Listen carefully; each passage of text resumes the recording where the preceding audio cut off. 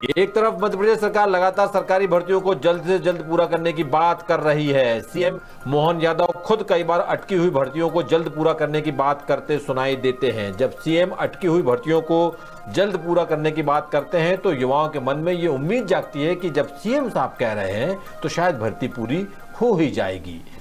लेकिन दूसरी तरफ आलम यह है कि मात्र 8 महीने की संविदा नियुक्ति के लिए मध्य प्रदेश में 22 महीने पहले स्टाफ नर्स की भर्ती परीक्षा हुई थी। लेकिन ना जाने सिस्टम कौन सी नींद में सोया है कि भर्ती जितने समय के लिए होना थी वो वक्त तो 1 साल पहले ही बीत चुका है, लेकिन आज तक परीक्षा का रिजल्ट भी जारी नहीं हो पाया है और बेरोजगार दर बदर भटक रहे हैं। आखिर क्या है ये मसला, बता रहे हैं भोपाल से हमारे विशेष संवाददाता संजय शर्मा। हम कोशिश कर रहे हैं कि सबके बीच में से निकाल करके उनके हितों को प्राथमिकता रखते हुए जितने खाली पद हैं उनको भी जल्दी से जल्दी भरे।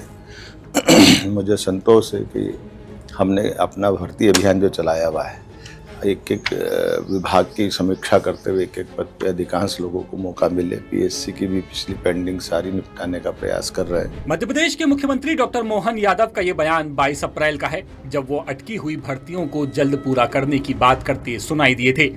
लेकिन सीएम के इन दावों और हकीकत के बीच जो अंतर है वो कुछ और ही है।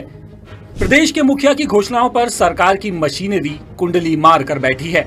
हालात ये हैं कि 1000-2000 पदों पर भर्ती के लिए जो परीक्षाएं हो रही हैं, उनके रिजल्ट भी 2-2 साल में जारी नहीं हो रहे हैं। संविदा नियुक्तियों में भी सरकार की एजेंसियों का अड़ियल रवैया बेरोजगारों को निराशा की ओर धकेल रहा है।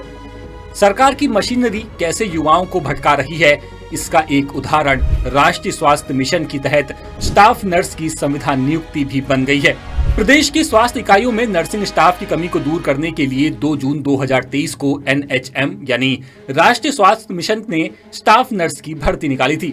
स्टाफ नर्स की संविदा भर्ती के लिए कुल 2877 पद निकाले गए थे। इनमें से 2589 पद महिला और 288 पद मेल नर्स यानी पुरुष वर्ग के लिए रखे गए थे।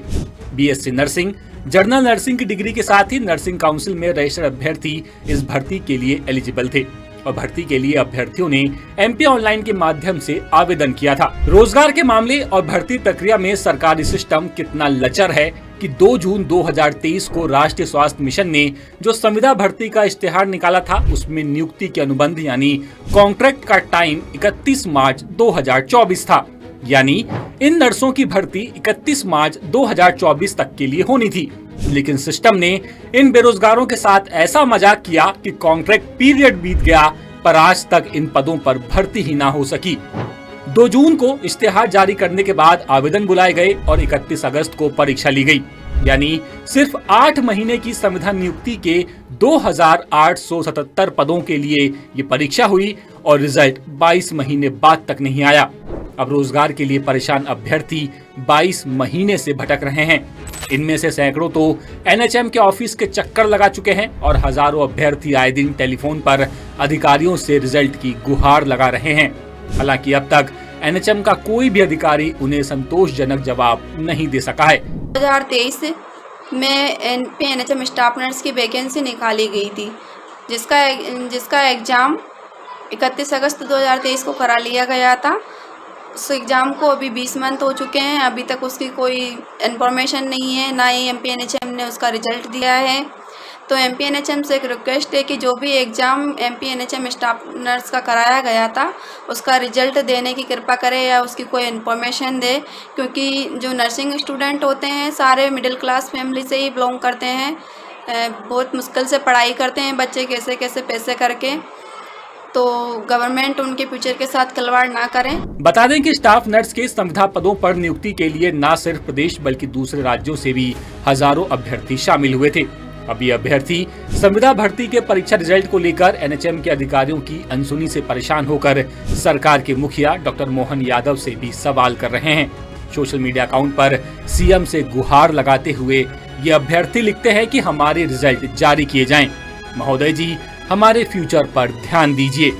लेकिन बीतते हर दिन के साथ ज्वाइनिंग की इनकी उम्मीद और धुंधली होती जा रही है।